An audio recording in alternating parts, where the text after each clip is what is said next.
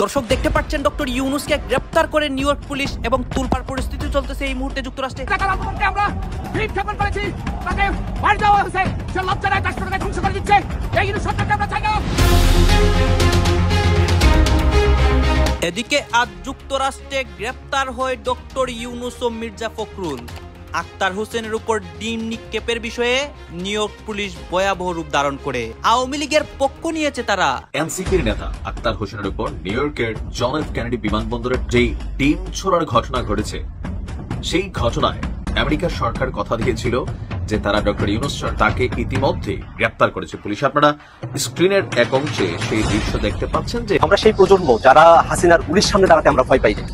অতএব কারো ভাঙ্গা ডিমে আমাদের কিছু যায় আসে, বরং এই ঘটনার মধ্য দিয়ে আবারও প্রমাণিত হয়েছে যে আওয়ামী লীগ একটি সন্ত্রাসী সংগঠন। দর্শক, কি হচ্ছে আমেরিকায়, কি হচ্ছে নিউ ইয়র্কে, জ্যাকসন হাইটসে কিংবা বিমানবন্দরে কি হচ্ছে?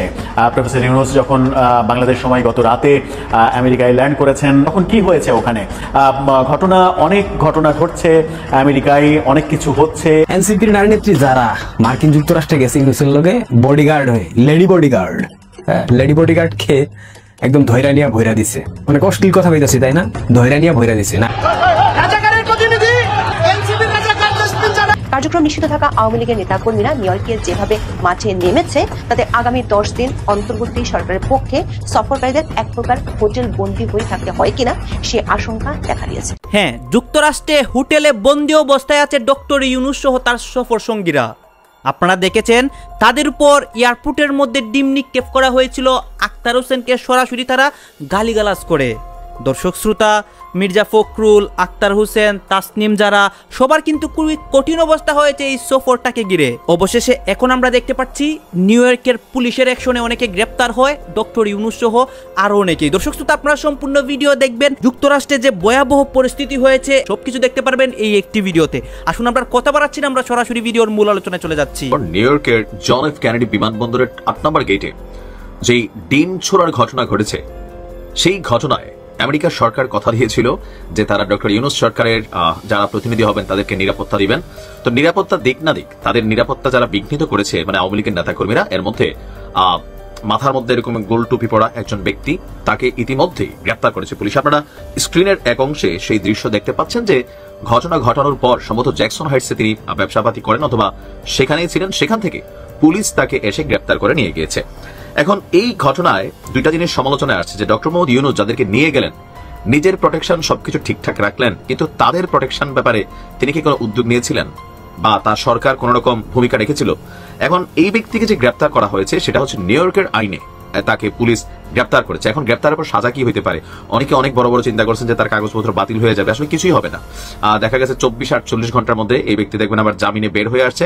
কারণ এটা বাংলাদেশ না, এটা উন্নত বিশ্বে। আপনাদের একটা কথা খেয়াল করাই, ফ্রান্সের প্রেসিডেন্ট ইমানুয়েল ম্যাক্রো প্রেসিডেন্ট, তো তিনি একবার এক প্রত্যন্ত অঞ্চলে গেছেন ফ্রান্সের, মানে সেখানে কৃষকদের সাথে তিনি কথা বলবেন। তো হাত মিলাচ্ছিলেন, এক কৃষক ঠাস করে তারা থাপ্পড় মেরা বসছে। ফ্রান্সের প্রেসিডেন্টকে একজন কৃষক থাপ্পড় মেরা বসছে, সেখানে থেকে ডিম ছোড়া হয়েছিল। তো সেই ঘটনায় সেই কৃষক তাৎক্ষণিকভাবে গ্রেপ্তার হলেও পরে বের হয়ে গেছেন সম্ভবত 24 ঘন্টার মধ্যে। বাংলাদেশে হয় কি, যদি আজকে এই ঘটনা বাংলাদেশে হইতো তাহলে এই লোকরে ধরে নিয়ে ধরেন আগামী 24 ঘন্টা তো তারে খুঁজে পাওয়া যেত না। তার হাড্ডি, তার গরম ডিম থেরাপি থেকে শুরু করে যত থেরাপি আছে সব কিন্তু বাংলাদেশের আইন শৃঙ্খলা বাহিনী প্রয়োগ করতো। কারণ আমাদের দেশের আইন শৃঙ্খলা বাহিনী চলে সরকার কে আছে তার মানে দিকে তাকাইয়া হয়তো আইনের প্রয়োগ হয়। এনসিপির নারী নেত্রী যারা মার্কিন যুক্তরাষ্ট্রে গেছে ইউনুসের লগে বডিগার্ড হয়ে, লেডি বডিগার্ড খেয়ে একদম ধৈর্য নিয়ে ভৈরা দিছে। অনেক অশ্লীল কথা বলতেছি, তাই না? ধৈর্য নিয়ে ভৈরা দিছে। নার্গিস আক্তারের একটা গান আছে, আর যাব না বেগুন তুলিতে, এরকম সুরটা মেবি আমার ভুলভাল হইলে পরে আপনারা ঠিকঠাক করে দিন, সমস্যা নাই। এনসিপির নারী নেত্রী যারাকে দেখেন কিভাবে রাজাকারের বাচ্চা স্লোগান দিয়েছে দেখেন। সেখানে আক্তার ছিল, এনসিপির আরেক জঙ্গি আক্তার ছিল। এইখানে তো শেষ না রে ভাই, আক্তারকে একদম ডিম শট দিছে। আপনারা তো অনেকে অনেক ক্রিকেটেও শট দেখছেন, ফুটবলে শট দেখছেন, কিন্তু ডিম শট এক শট দেখছেন কখনো? চলেন আপনাদেরকে ডিম শট দেখাই।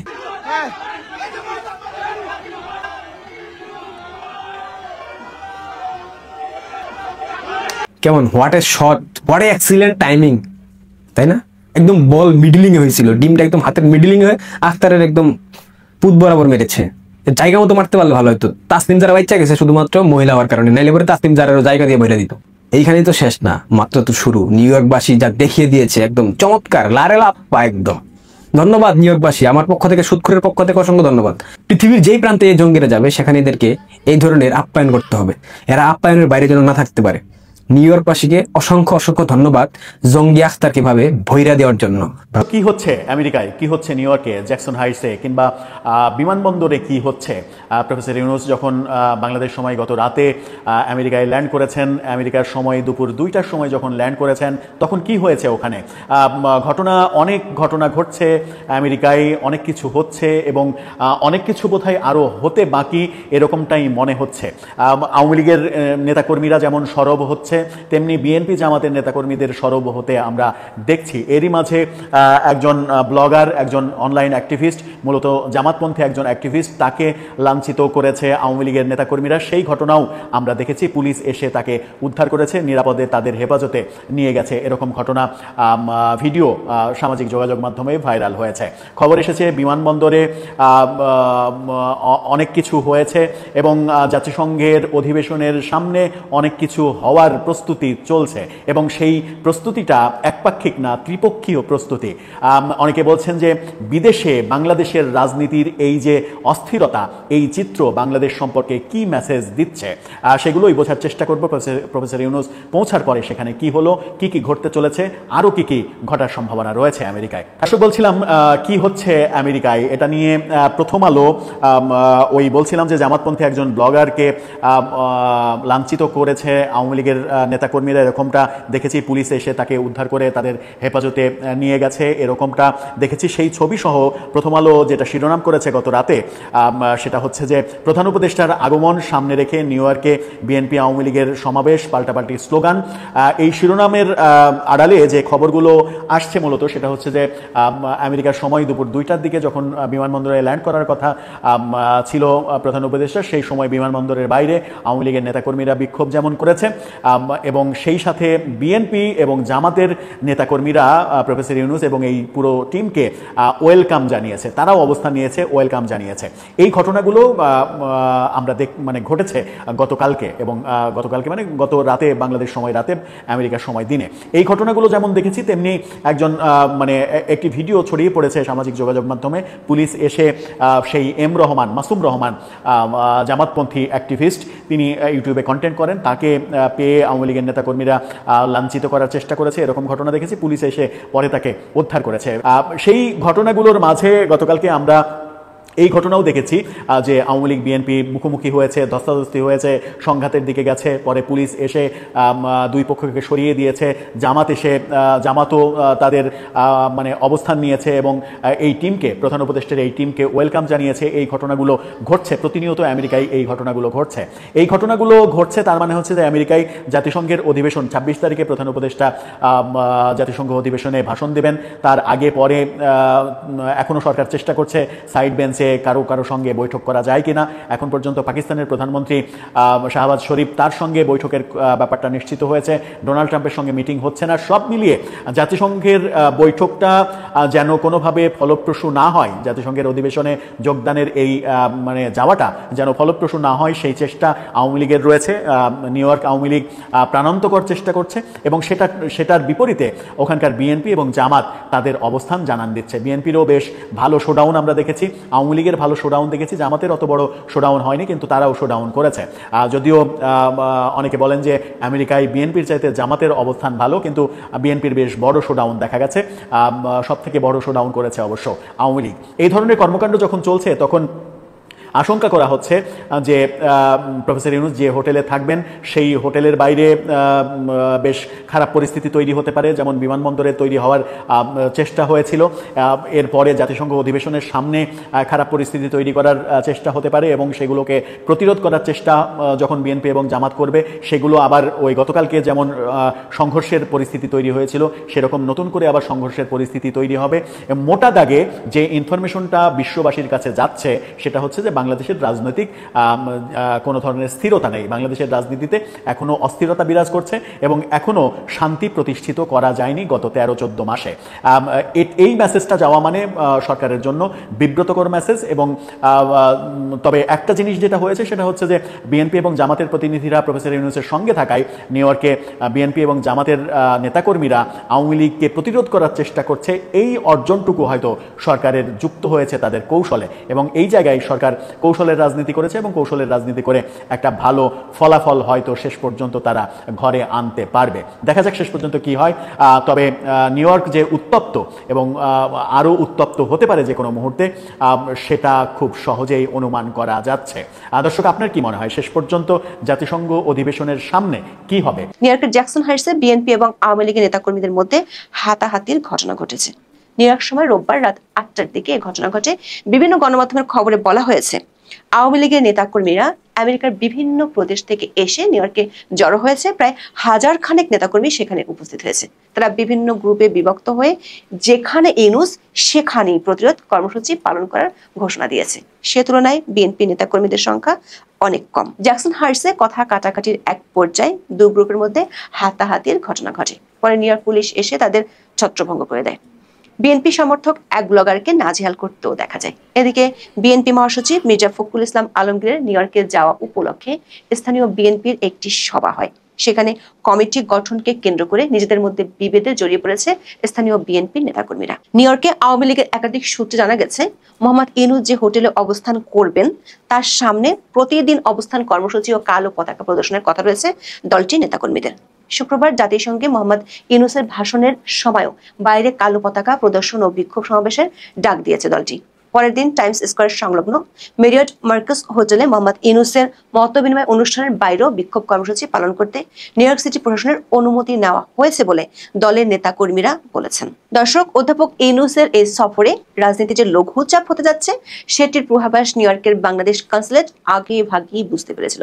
প্রায় 1 মাস আগে অধ্যাপক ইউনূসের নিরাপত্তা টিমের সাথে বৈঠকে তা স্পষ্টভাবে জানিয়ে দিয়েছিল কনসুলেট এবং জাতিসংঘ মিশন। তবে পূর্বাভাসের চেয়ে পরিস্থিতি বেশি বেসামাল হতে পারে এমনটাই এখন ধারণা করছেন বাংলাদেশের কর্মকর্তারা। এখন এটি মোটামুটি নিশ্চিত নিউ ইয়র্কে কঠোর নিরাপত্তা ব্যবস্থার মধ্যে থাকবেন ডক্টর মোহাম্মদ ইউনূস এবং তার সফর সঙ্গীরা। তাদের জন্য বাড়তি নিরাপত্তা চেয়ে যুক্তরাষ্ট্রের কাছে বাংলাদেশের পররাষ্ট্র মন্ত্রণালয় থেকে এর মধ্যে নোট ভার্বাল পাঠানো হয়েছে। নিরাপত্তা জোরদারের জন্য new York police, mayor office এবং ফরেন সার্ভিসের কাছে বাড়তি সহায়তাও চেয়েছে বাংলাদেশ কনসুলেট। চিঠিতে ডক্টর ইউনূসের নিরাপত্তা নিয়ে শঙ্কা প্রকাশ করা হয় বলে নিশ্চিত হওয়া গেছে। কিন্তু নিউ ইয়র্কের ফরেন সার্ভিস জানিয়েছে জাতিসংঘের অন্য অতিথিরা যেভাবে নিরাপত্তা পান সেটাই ডক্টর ইউনূস ও তার সফর সঙ্গীরা পাবেন। ফরেন সার্ভিস অফিস থেকে বাংলাদেশ কর্তৃপক্ষকে একটি পরামর্শ দেওয়া হয়েছে। সেটি হলো নির্ধারিত কর্মসূচি এবং বিশেষ প্রয়োজন ছাড়া অধ্যাপক ইউনূস ও তার সফর সঙ্গীরা যাতে হোটেলের বাইরে বের না হন। এর অর্থ হলো অধ্যাপক ইউনূসের অনুষ্ঠানগুলো ছাড়া অন্য কোথাও অধ্যাপক ইউনূসের বেশিরভাগ সফর সঙ্গীর যাওয়া হবে না। এক প্রকার হোটেল বন্দী হয়ে থাকতে হবে। স্থানীয় আওয়ামী লীগ যেসব জায়গায় সমাবেশ করবে তার জন্য এরই মধ্যে অনুমতি নিয়ে রেখেছে। ফলে সেসব সমাবেশে স্থানীয় কর্তৃপক্ষের কিছুই করার থাকবে না যদি তারা সহিংস কোনো ঘটনা না ঘটায়। আওয়ামী লীগ সূত্রে জানা গেছে তারা স্থানীয় বিএনপি ও জামাতের সাথে কোনো বিরোধে যেতে চায় না। বিএনপি ও জামাতের 4 নেতার বিরুদ্ধে তারা কোনো কর্মসূচিও দিবে না। স্থানীয় বিএনপি ও জামাতের 2টি অনুষ্ঠান আছে, সেখানে তারা যাবে না। অন্যদিকে স্থানীয় বিএনপি বলছে অধ্যাপক ইউনূস আমেরিকা আসলো কি গেল তাতে তাদের কিছু যায় আসে না। যেহেতু দলটির মহাসচিব এসেছে তাই তাদেরকে বাধ্য হয়ে মাঠে থাকতে হচ্ছে। কিন্তু স্থানীয় বিএনপির বেশিরভাগ নেতা কর্মীরই এতে অনাগ্রহ রয়েছে। আর জামাত ইসলামী অধ্যাপক ইউনূসের জন্য ঘোষণা দিয়ে মাঠে নামতে রাজি নয়। প্রধান উপদেষ্টার সফর সঙ্গী হিসেবে নিউ ইয়র্কে যাওয়া 2 জন পলিটিক্যাল লিডারের এক ধরনের হেনস্থার মুখে পড়া নিয়ে বেশ আলোচনা চলছে। আমরা জানি প্রধান উপদেষ্টা 6 জন রাজনীতিবিদকে সাথে নিয়ে গেছেন, 3টা দলের 2 জন করে। কিন্তু আমাদের সামনে যে ভিডিওটা এসছে সেখানে 2 জন রাজনীতিবিদ হেনস্থার শিকার হচ্ছেন বলে দেখা যায়। একজন একটু বেশি, একজন সেই তুলনায় কম। জনাব মির্জা ফখরুল ইসলাম আলমগীর এবং জনাব আখতার হোসেন। ওনাদের সাথে একই সাথে জনাব তাহের জামায়াতের ছিলেন, তিনি সেই অর্থে তেমন কোনো সমস্যা ফেস করেননি। নানামুখী মন্তব্য আছে, নানামুখী আলোচনা সমালোচনা আছে, আমরা সেগুলো নিয়ে কথা বলতে চাই। কিন্তু তার আগে আমার কাছে প্রাথমিক যে স্টেটমেন্ট, ভিডিওটা দেখার পর আমার ভীষণ ভালো লেগেছে। কেন ভালো লেগেছে সেটা পরের দিকে বলছি। আমরা ভিডিও থেকে কতগুলো ফাইন্ডিং পেতে পারি। ফাইন্ডিংগুলো কী কী?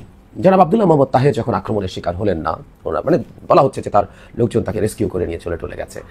ব্যাপারটা সেই রকম না। আসলে আমরা এটুকু বুঝতে পারি এখানে যারা হাজির হয়েছিলেন তাদের প্রধানতম ক্ষোভ মূলত ছাত্রদের ওপরে এবং বিএনপির ওপরেও। বিএনপির জনাব মির্জা ফখরুল ইসলাম আলমগীর যদি না থাকতেন, তার জায়গায় অন্য কোনো নেতা হলে সম্ভবত তিনি আরও বেশি হেনস্থার শিকার হতে পারতেন। কারণ হলো মির্জা ফখরুল ইসলাম আলমগীর বিএনপি করেন, আওয়ামী লীগের বিরুদ্ধে দীর্ঘ লড়াই করেছেন, জেলে গেছেন কয়েকবার, তার বিরুদ্ধে 100-এর বেশি মামলা আছে, সব কিছু আছে, কিন্তু তারপরও এই মানুষটা একজন নিপাট ভদ্রলোক। বাংলাদেশের রাজনীতিতে এই রকম মানুষ খুঁজে পাওয়া খুব খুব কঠিন। আমি আওয়ামী লীগের সময় প্রায় বলতাম আওয়ামী লীগের লোকজনকে যে আপনাদের জেনারেল সেক্রেটারি আর বিএনপি জেনারেল সেক্রেটারিকে পাশাপাশি রাখুন। দর্শক, আপনারা তো দেখলেন এখানে কি কথা হচ্ছে। বিশেষ করে এখানে ডক্টর ইউনূসরা যে একটা আজকে সাপোর্ট দিয়েছেন, মানে গত কিছুদিন ধরেই এই বিষয়টা নিয়ে অনেক আলোচনা সমালোচনা হয়, পরিকল্পনা হয়। এই বিষয়টা নিয়ে কিন্তু অনেক কিছু আপনাদেরকে দেখিয়েছি এবং অনেকের কথা দেখিয়েছি। গাইস, এই বিষয়গুলো নিয়ে আপনাদের মন্তব্য কি? অবশ্যই আপনারা আপনাদের মন্তব্যটা আমাদের কমেন্ট বক্সে লিখে যাবেন। আর হ্যাঁ, তখন আপনাদেরকে আমরা যা কিছু দেখিয়েছি সব কিছু আমরা সোশ্যাল মিডিয়া থেকে সংগ্রহ করেছি। এখানে আমাদের নিজস্ব কোনো মন্তব্য নেই বা নিজস্ব কোনো সিদ্ধান্ত নেই। সর্বশেষ আপনাদের কাছে আমাদের একটা রিকোয়েস্ট থাকবে, আপনারা আমাদের চ্যানেলে নতুন দর্শক হয়ে থাকলে চ্যানেলটি সাবস্ক্রাইব করবেন এবং পাশে থাকা বেল বাটনটি বাজাবেন যাতে করে নেক্সট ভিডিওটা সবার আগে আপনাদের কাছে পৌঁছায়। ধন্যবাদ।